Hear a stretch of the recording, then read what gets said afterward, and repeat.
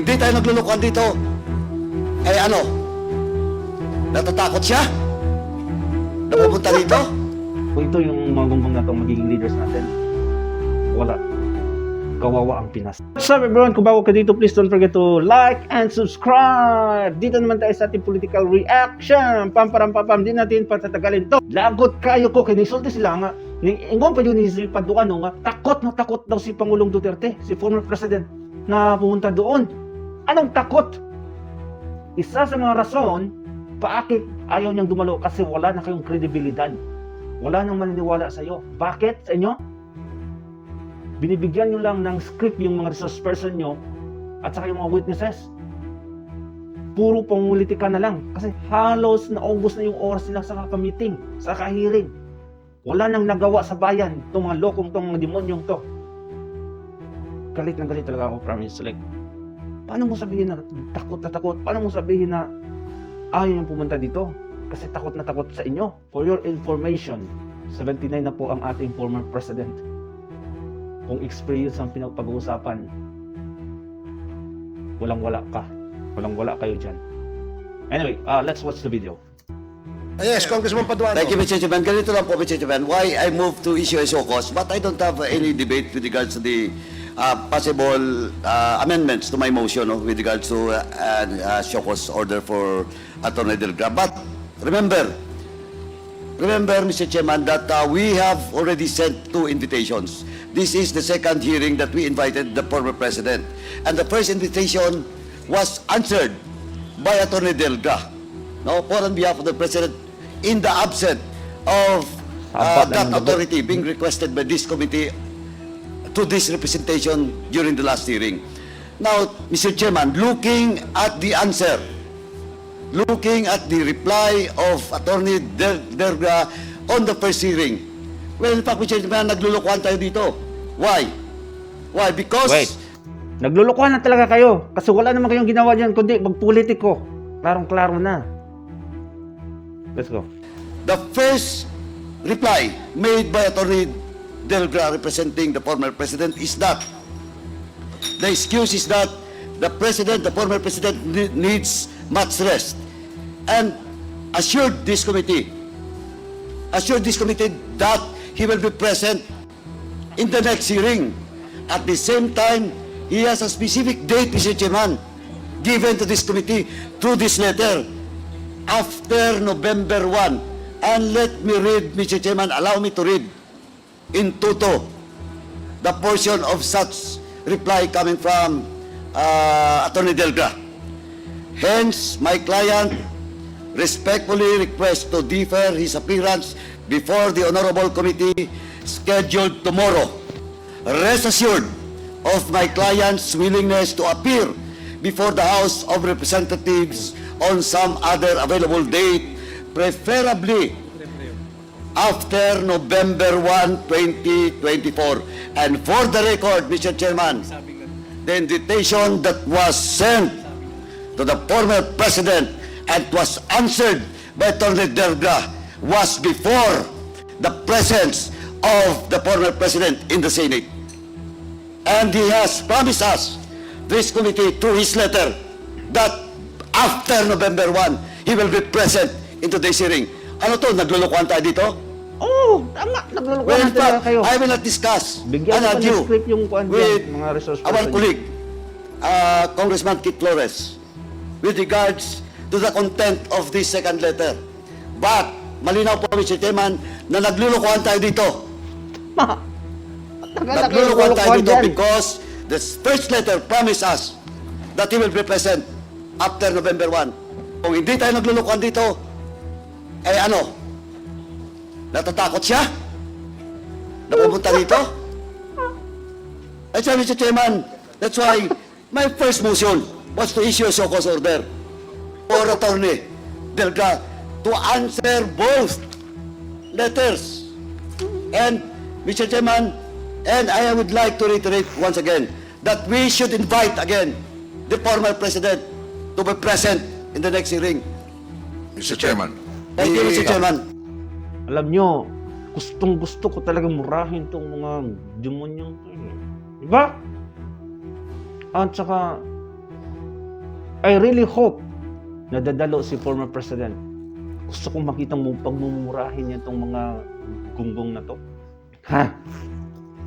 Thank you, Congressman Mr. Chair. Paduano. Mr. Chair. As I promised, Congressman Fernandez, and then we will rule on the motion. Okay.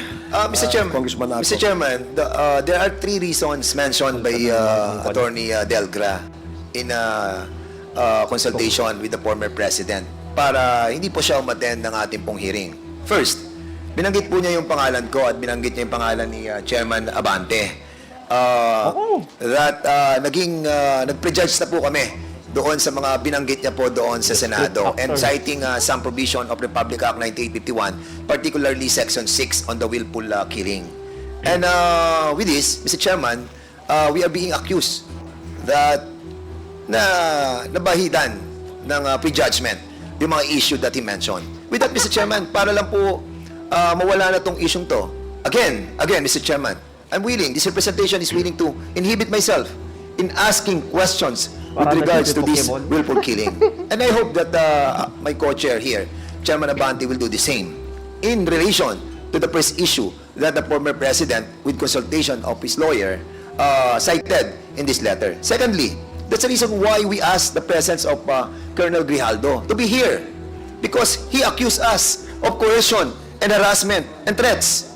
And that's the reason why we are questioning, no, yung mga medical certificate that he submitted to this Guilty Congress. ang po. We wanted that the integrity of this Quadcom will be cleared eventually.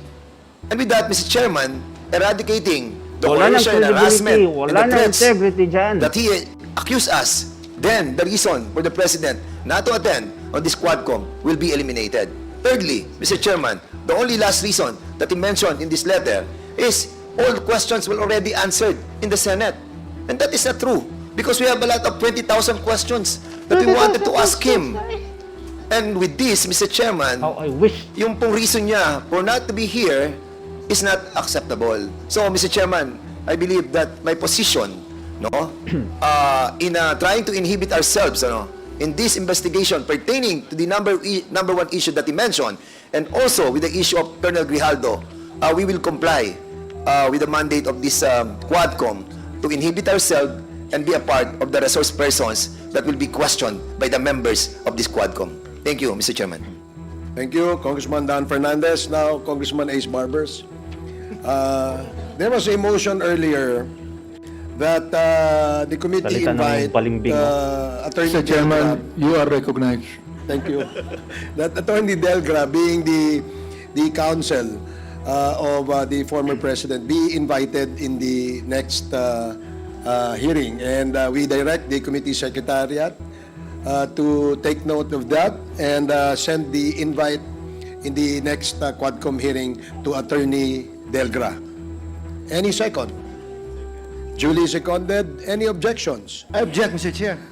May I know what is the objection of Congressman? We'll get nothing from him, Mr. Chair. He always just gonna say is that is what my client said. So that's the end of it, Mr. Chair. Hilom. 1 minute suspension.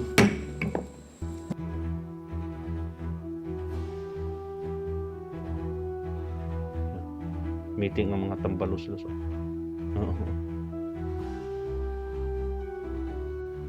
Okay. Meeting. Yun. Ay! Nag-meet-up kayo pang... Nag-meet-up kayo pang bunalag mga ano. Wala na talagang nangyayari sa bansa natin. Ito yung Kongreso. Nakafocus na lang sila sa Duterte. Wala na talagang nangyayari dito sa bansa natin.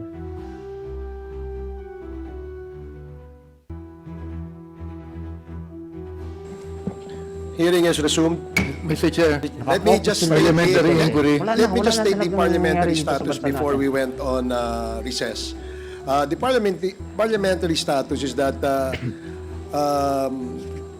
we are approving and voting on the motion by Congressman Acop to invite Attorney Delgra, being the lawyer and counsel of the former president.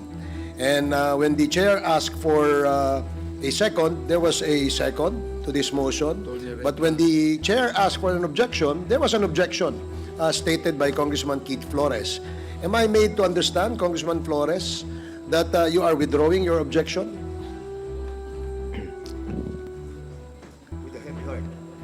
Yes, Mr. Chair, I'll withdraw my objection if Attorney Delgra will enter his appearance. But as far as the questions that we want to ask of him, Mr. I'll reiterate my position, Mr. Chair. Okay, that is noted. Thank you. Since the objections of the objection of Congressman Flores has been withdrawn, then the chair will rule that the motion is approved.